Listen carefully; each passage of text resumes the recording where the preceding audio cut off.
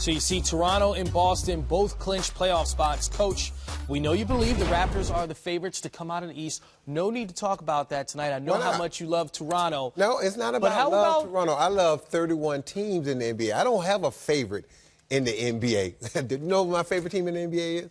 The team that I'm coaching. Right now, I'm not coaching one, so I don't have a favorite. I just like good basketball, and I call it the way I see it. You look at the Raptors this year, you look at how they played, their starters and their bench. They're the deepest team in the East. And I'm not going to sit here and defend the Raptors. In our meetings, everybody keeps saying, well, last year LeBron James did this in Cleveland. Look, LeBron James got bigger fish to fry right now. He's got to worry about getting in the playoffs. Winning the East this year is not one thing that should be on his mind. It's getting to the playoffs. But you look at this Raptors team. They've done more with less. When you look at their roster, they don't have the names. Other than DeMar DeRozan and Kyle Lowry, you don't talk about anybody else on that team. But they have a bunch of very good players with no names outside of the people in the NBA, but they play well together. They're well coached, and this team is hungry. And if it was all about what happened last year, answer this question for me. Why the Houston Rockets, do we think they're going to win another game? They lost in Toronto the other night, right? So if losing a game or losing to an opponent is puts such a bad memory in your mind that you can't flush out in 24 hours, are the Houston Rockets going to win another game? Absolutely. Okay. So everybody loses in the NBA, but this Raptors team this year is for real.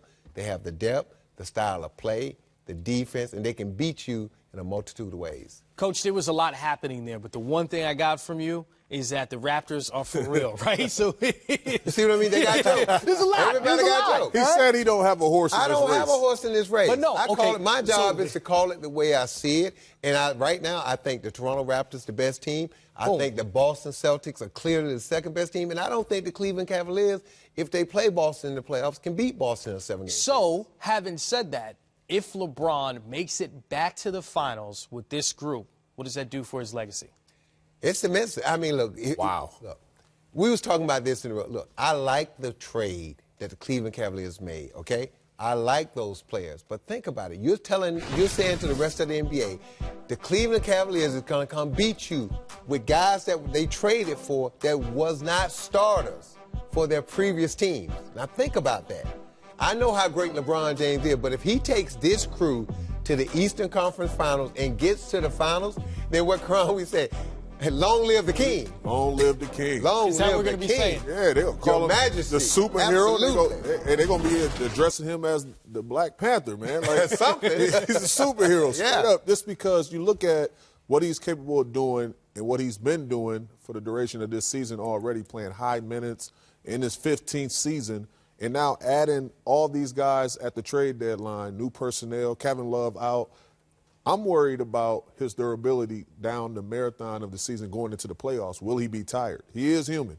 Yeah. Will he be tired at that point? And normally this time of year, LeBron has been in a situation they've had such a lead that the coach could pull his minutes back a little bit or give him a game off or some time off to get him ready for the playoffs. This year, LeBron James got to play 38 to 40 minutes a game. And think about the games he's had a triple-double that they've lost. That is a rare occasion when you get a triple-double and your team loses, especially a player like LeBron James. You've played against LeBron in several postseasons. Unfortunately for you with the Wizards, he ended a couple of those, but with the Mavericks, you were able to win the championship. Are there any of the past teams that this current Cleveland Cavalier teams remind you of that LeBron has played on? Not currently. I would have to say the one with Damon Jones and Larry Hughes and those guys. Like it's a lot of similarities because it's a younger nucleus. They got legs. They get up. They play with pace with them. They run the floor extremely well with them. But at the same time, who is that second guy?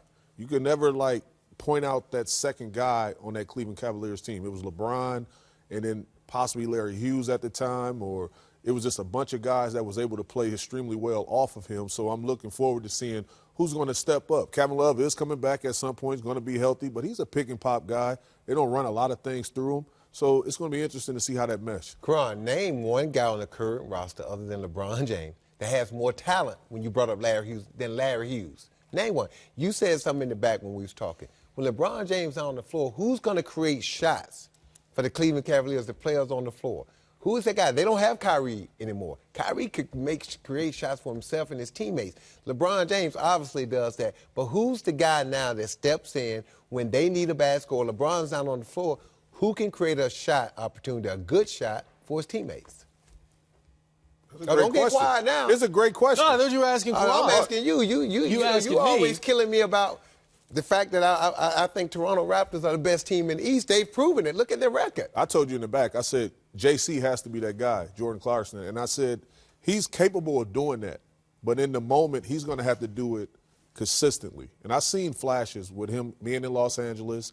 We've seen flashes this season in particular where he had moments where he will go on a 6-2 run by himself. But he has to, be the best version of himself on the biggest stage in the playoffs.